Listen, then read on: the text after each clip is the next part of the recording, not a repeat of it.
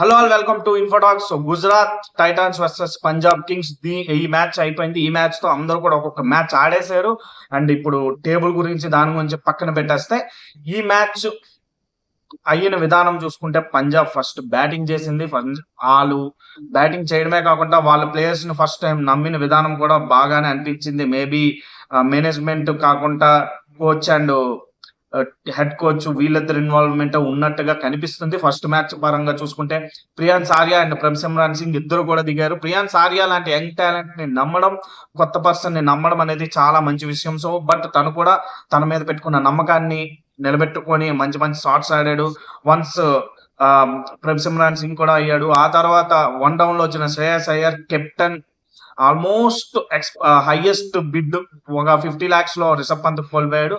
But still highest bid and record bid. So Shreyas Iyer మీద ఆ price tag ఉంటుందా అని అనిపించింది. బట్ ఆ ప్రైస్ ట్యాగ్ ఏమీ లేదు. చాలా హ్యాపీగా చాలా కంఫర్టబుల్ గా ఆడేశాడు. ముఖ్యంగా తను ఆ షార్ట్ పిచ్ బాల్స్ ఈజీగా ఆడేయగలుగుతున్నాడు. సో దానికోసం అయితే మాత్రం చాలా గట్టిగా ప్రిపేర్ అయ్యి వచ్చాడు. సో దానికోసం ఎన్ని రకాల అస్త్రాలు వాడాలో అన్ని రకాల అస్త్రాలు వాడాడు. అన్ని రకాల అస్త్రాలు వాడి ఆ వీక్నెస్ అందరూ బయట పెడదాం అనుకుంటే ఆ వీక్నెస్ ని ఓవర్కమ్ చేసి అందులోనే షార్ట్స్ కొట్టడం మొదలు పెట్టాడు, సిక్స్లు కొట్టడం. అండ్ స్పిన్ కి అయితే ఎలాగైనా శ్రేయస్ అయ్యర్ కొడతాడు.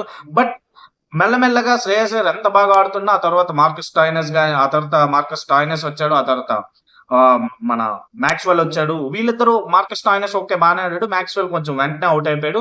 బట్ దీన్ని బట్టి ఒక స్టేట్మెంట్ ఏమైందంటే యంగ్స్టర్స్ ని వాళ్ళు నమ్మారు. ప్రభ్ సింగ్ ని లాస్ట్ టైం రిటైన్ చేసుకున్నారు. అండ్ ప్రియాన్స్ ఆర్యని ఇప్పుడు ఓపెనింగ్ లో పెట్టాడు. సో వీళ్ళిద్దరు పవర్ ప్లేలు ఎంతో కొంత బాగా ఆడేస్తే తర్వాత వచ్చిన వాళ్ళు మిగతా అంతా మిడిల్ ఆర్డర్ చూసుకుందాం. ఒకవేళ వీళ్ళు వేరంగా అవుట్ అయిపోయినా కూడా తర్వాత శ్రేయస్ అయ్యర్, మార్కస్ స్టాయినస్, శశాంక్ సింగ్ ఉన్నాడు, అలాగే మ్యాక్స్వెల్ ఉన్నాడు. సో పక్కాగా మిడిల్ ఆర్డర్ గట్టిగానే ఉంది కాబట్టి చూసుకుంటాము మిగతా పని. మీ ఇద్దరు హ్యాపీగా ఆడియండి అని ఒక లైసెన్స్ అయితే ఇచ్చినట్టుగా కనిపిస్తుంది. సో ఇది మంచి సూచనగా అనిపిస్తుంది నాకు. And which was good sign definitely. But ఏదైనా మిస్ అయ్యి ఉంటే ఏమయ్యాదో చెప్పలేము కానీ బట్ ఇందులో మాత్రం అన్ని పర్ఫెక్ట్ గా కుదిరాయి. బట్ వన్స్ శశాంక్ సింగ్ వచ్చాక శ్రేయస్ అయ్యర్ మీద రెస్పెక్ట్ అందరికి పెరిగిపోయింది. ఎందుకంటే శ్రేయస్ అయ్యర్ ఒక పక్క చాలా గట్టిగా ఆడుతున్నాడు, శశాంక్ సింగ్ కూడా బాగానే ఆడుతున్నాడు. వాళ్ళ మేజర్ బౌలర్స్ ఎవరిని కూడా పట్టించుకోకుండా ఆడేస్తున్నారు. వీళ్ళు మంచిగా వేస్తారు, వీళ్ళకి మనం దొరికిపోతామేమో అన్న ఆలోచన లేకుండా ఆడటం మొదలు పెట్టారు. Shashank Singh 20th over striking లో ఉన్నాడు. And 19th over last ball single తీశాడు. సింగిల్ కూడా రిజెక్ట్ చేయలేదు శ్రేయస్ అయ్యర్. హ్యాపీగా సింగిల్ తీశాడు. శశాంక్ సింగ్ సెంచరీ కోసం ఆలోచించాడు కానీ శ్రేయస్ అయ్యర్ ఎక్కడా కూడా సెంచరీ కోసం ఆలోచించలేదు. అండ్ శశాంక్ సింగ్ ఆలోచించిన సెంచరీ తన టీమ్మేట్ అండ్ కెప్టెన్ సెంచరీ కోసం ఆలోచించాడు. బట్ శ్రేయస్ అయ్యర్ ముందే చెప్పాడు, నువ్వెంత గట్టిగా ఆడగలిగితే అంత గట్టిగా హిట్ చేయి, నో ప్రాబ్లం అన్నాడు. అండ్ శశాంక్ సింగ్ అలాగే ఫస్ట్ బాల్ 4 కొట్టాడు. సెకండ్ బాల్ బయటికి కొట్టలేదు కానీ లోపలే కొట్టాడు, సింగిల్ చేశాడు. డబల్ ఛాన్స్ ఉంది. బట్ శశాంక్ సింగ్ కొంచెం ఆలోచించాడు కానీ శ్రేయస్ అయ్యర్ ఎక్కడ ఆలోచించలే.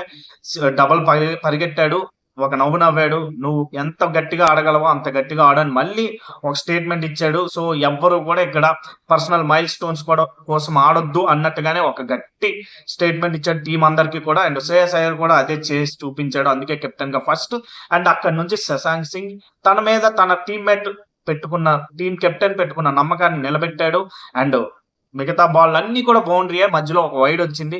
సో 23 రన్స్ వస్తే 22 రన్స్ తన బౌండరీస్ ద్వారా కొట్టాడు.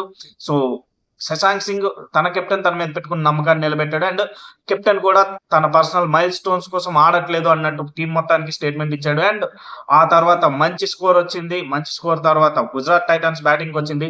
బట్ గుజరాత్ టైటాన్స్ బ్యాటింగ్ మనం చూసుకుంటే ఒకసారి అందరూ మంచి స్కోర్లు కొట్టారు కానీ వాళ్ళు ఎక్కడ వాళ్ళ స్కోర్లు వాళ్ళ టీం ఓడిపోవడానికి కారణం ఏంటంటే first 3 overs Punjab excellent bowling వేసింది. ముఖ్యంగా హర్షదీప్ సింగ్ చాలా బాగా వేసాడు స్టార్టింగ్ లో.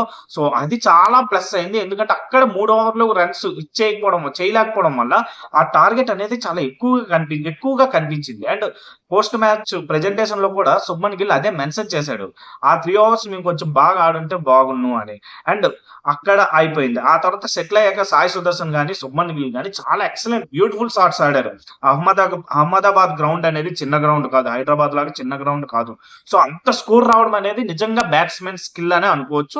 కొంచెం ఫ్లాట్ ట్రాక్ ఇవ్వచ్చు బట్ స్టిల్ బ్యాట్స్మెన్ స్కిల్లే. 280 వచ్చినా కూడా 240 వచ్చినా కూడా అది బ్యాట్స్మెన్ స్కిల్ తోనే వస్తుంది. ఫ్లాట్ పిచ్ ఇచ్చినంత మాత్రాన ప్రతి ఒక్కరు 240s కొట్టరు. సో ఇది ప్రూవ్ అయింది. అండ్ అక్కడి నుంచి వాళ్ళిద్దరూ ఆడుతూ ఉన్నారు కానీ వికెట్ రావడం, ఆ తర్వాత జోస్ బట్లర్ వచ్చినా కూడా జోస్ బట్లర్ కూడా కొంచెం కుదురుకొని ఆడడం, ఇవన్నీ జరగడం వల్ల ఏమైందంటే స్కోర్ అనేది రన్ రేట్ అనేది చాలా గట్టిగా పెరిగింది. 14 ఓవర్స్ వరకు బట్ స్టిల్ ఓకే. 14 ఓవర్స్ వరకు గుజరాత్ టైటాన్స్ గెలుస్తది అన్న నమ్మకం కనిపించిందేమో గానీ, వన్స్ జోస్ బట్లర్ ఎక్కడ ఔట్ అయిపోయాడో అక్కడి నుంచి మళ్ళీ కొంచెం సాయి సుదర్శన్ ఔట్ అయిపోవడం, ఇవన్నీ అవ్వడం వల్ల ఏంటంటే స్కోర్ మళ్ళీ నెమ్మదించింది. ఆ తర్వాత మనం చూసుకుంటే ఇంకా సర్ఫ్ అండ్ రూదర్ఫర్డ్ వీళ్ళందరూ వచ్చారు. రూదర్ఫర్డ్ వచ్చినా కూడా ఆ తర్వాత వాళ్ళు మన ఇంపాక్ట్ సబ్‌ని తెచ్చుకున్నారు. ఇంపాక్ట్ సబ్‌ని తెచ్చుకున్నాక మాత్రం తనేసిన ఆ ఓవర్ మాత్రం ఎక్సలెంట్‌గా ఏసాడు.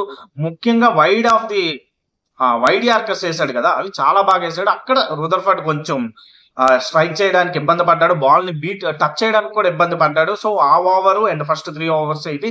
దీంతో తర్వాత వచ్చిన వాళ్ళు ఎంత కొడతామని ప్రయత్నించినా కూడా స్కోర్ అనేది ఇదైంది. లాస్ట్ 13 రన్స్ అనేది తక్కువలా కనిపించొచ్చు కానీ, ఇంకా మ్యాచ్ అంతా అయిపోయాక వచ్చిన పరుగులే అవి ఆల్‌మోస్ట్. సో, ఓవరాల్‌గా గుజరాత్ టైటాన్స్ ఓడిపోయినా బట్ ఇది కూడా క్లోజ్ లాసే అనుకోవచ్చు.